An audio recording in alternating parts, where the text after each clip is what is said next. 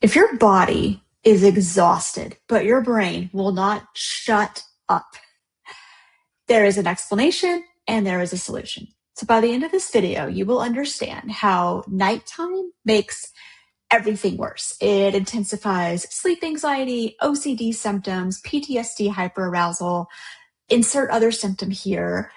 And you will also learn why effort and reassurance tend to backfire in these situations. So, hi, I'm Jessica. I'm a licensed therapist in Austin, Texas.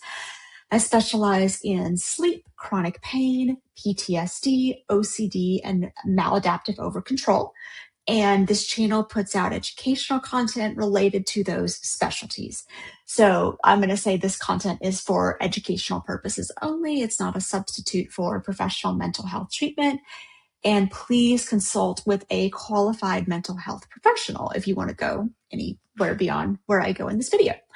And make sure you stick around till the end, because I will explain why your nervous system is actually doing exactly what it learned to do, and why that's good news, because it means you can unlearn it. So the first thing I want to talk about is your brain at night. So what's going on at nighttime for most of us? There are fewer demands. What just happened? So let me start this over. There are fewer demands at night. There's also less cognitive control. We have less. I'll explain what that means in a second. And then louder internal signals. So for a threat-sensitive brain, quiet is not calming. Quiet is a threat. Quiet is an opportunity to scan for danger. And absent the distractions of the day, your brain runs threat detection by default. And this is especially true if you have anxiety, OCD, trauma, insomnia, all the topics I cover on this channel pretty much. So if this sounds familiar, let me know in the comments below. Does nighttime feel louder for you? So I want to talk for just a second about something called chrononeuropsychology. So this is the study of how our brain function varies by the time of day. So during the daytime and during the nighttime, we have different brains. And for the most part, humans during the nighttime we're stupid. We really are. We're not as smart. So I kind of think of the brain, vast oversimplification, but I really think of the human brain as kind of, you could split it into like 3 chunks. There's like the instinct chunk down at the bottom. That's your brainstem, and then the emotions chunk like in the middle, and then the logic chunk kind of at the top and at the front. At night, basically more or less when the sun is down, that logic chunk is mostly offline. So you have your instinct, you have your emotions, but you don't have that logic, that part of your brain, your executive functions, problem solving, planning, making good decisions, that part of your brain that kind of reins the rest of you in. You don't have that at night. And so that is why things feel worse at night.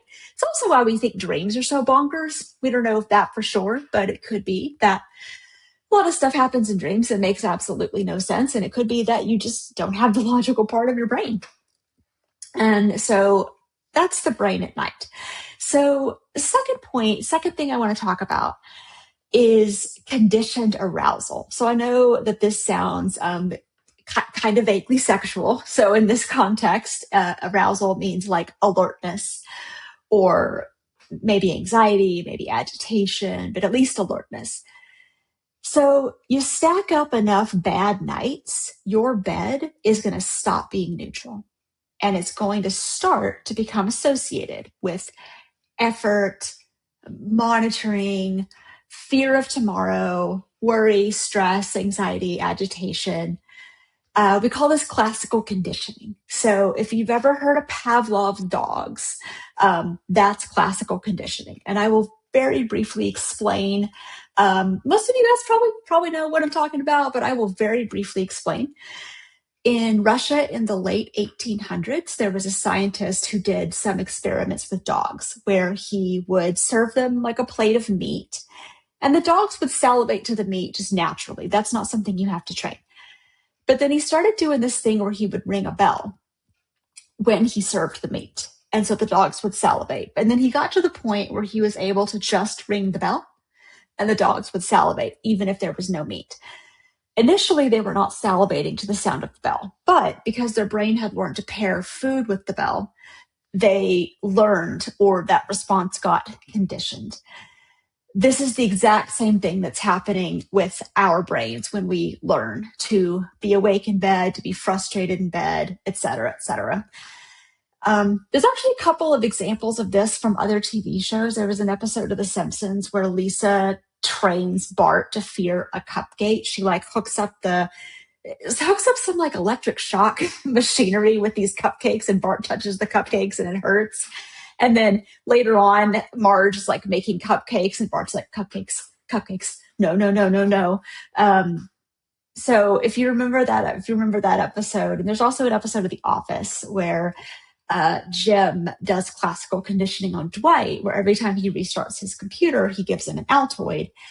And eventually, every time Dwight hears that sound that the computer's restarting, he wants an Altoid. So your brain learns that bed is a danger cue. Not because there's actual danger, generally speaking, but because that response has gotten conditioned. Some people actually find that they get more alert upon getting into bed. They're sleepy until they get into bed and then they wake up. Or sometimes people find that they sleep better in places other than their bed. That's conditioned arousal.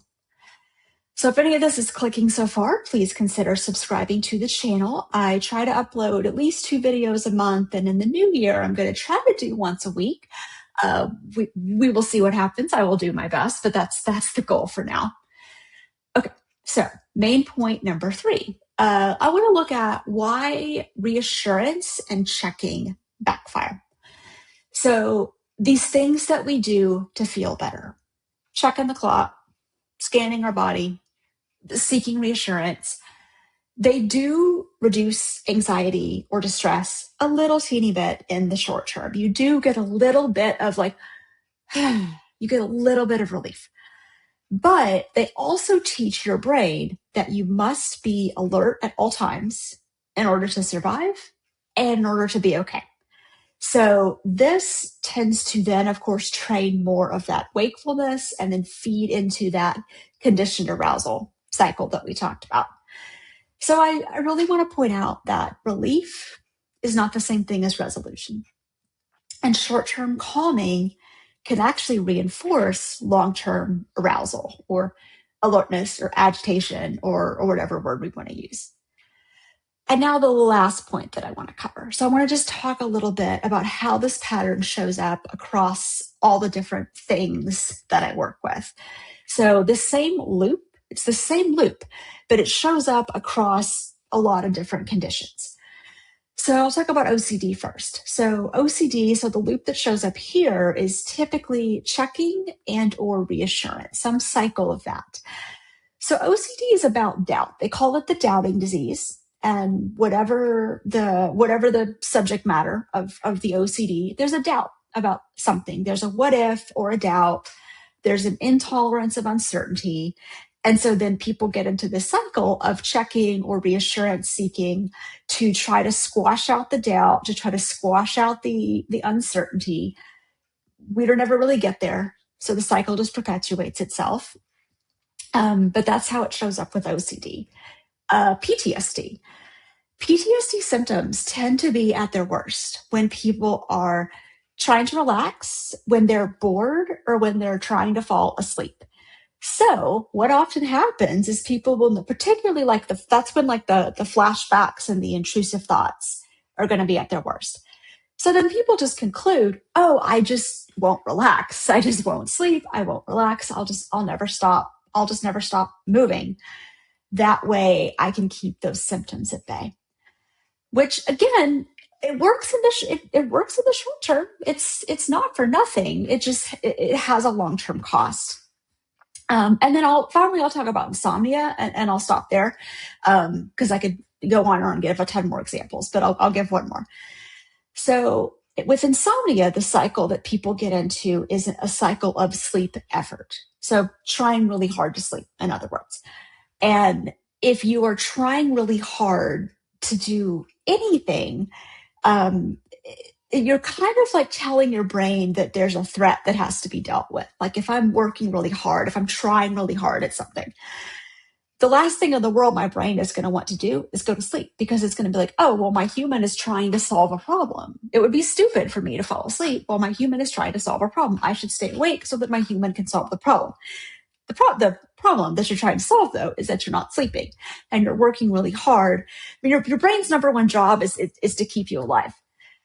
So if your brain thinks there's a threat, you're never going to get to sleep, because that's not going to keep you alive. So different content, same underlying mechanism. So your nervous system is doing exactly what it learned to do, which means it can be unlearned. It was learned, it can be unlearned. I like to use the example of changing the traffic laws. So all of us we have a conditioned response of stopping on red lights and going on green lights. You don't have to think about it. You see the color red, your foot hits the brake. You see the color green, your foot stays on the accelerator. We don't have to think about it. But let's say that we decided to change the laws and say that now people are going to stop on green and go on red. And most people would have every intention of following the new laws. But there'd be lots of bumps along the way. There'd be a lot of people who just stop at red lights because that's what they always did, go on green lights because that's what we always did. And so every time you approach an intersection, you'd have to really think it through. You couldn't go on autopilot. You'd have to be like, okay, the light is green. I used to go on green, but it's different now. Now I need to stop. I need to put my foot on the brake. I need to stop my car. It would get easier. It would eventually take less mental effort. But in that transition of trying to build the new habit, you would have to really slow down and think it through and really think about what you're doing. This is the same, whether we're dealing with insomnia or OCD or PTSD. There's some habit you've gotten into that probably helps in some way in the short term and doesn't help in the long term. So we work on changing the habit, and habits are changeable. It just takes some time and takes a fair amount of effort and energy. So of course, understanding this isn't going to fix everything. But I'm hoping that maybe it shifts the way that you're approaching it. And if nothing else, maybe it helps you be a little bit less hard on yourself about these things, to look at it like, this is just my brain doing what it's been trained to do. And I can train it to do something different. And that's possible. And we don't have to have any sort of judgment around it or any sort of like negative emotion around it. It's just, this is what it's been conditioned to do. I can condition it to do something else. So if you found this helpful, in addition to subscribing to the channel, please also consider subscribing to my monthly newsletter. So there's a link down in the description. I send it out once a month. I kind of rotate through my different topics. And then finally, if you happen to be located in the state of Texas, you can contact me about becoming a therapy client. If you are not located in the state of Texas, you can still reach out to me and I can get you pointed in the right direction. I can at least point you toward there's whatever the problem is, there's a directory that some organization has that's got therapists that you can try to find somebody that's licensed in your state. Mental health providers tend to be licensed by our states. We're not able to do services outside the state that we're licensed in. There's some exceptions to that, but I know you didn't click on this video to learn about licensure law, so I'm not going to go into that. So I'm going to stop there. So I hope this was helpful. And as always, thanks so much for watching. Bye.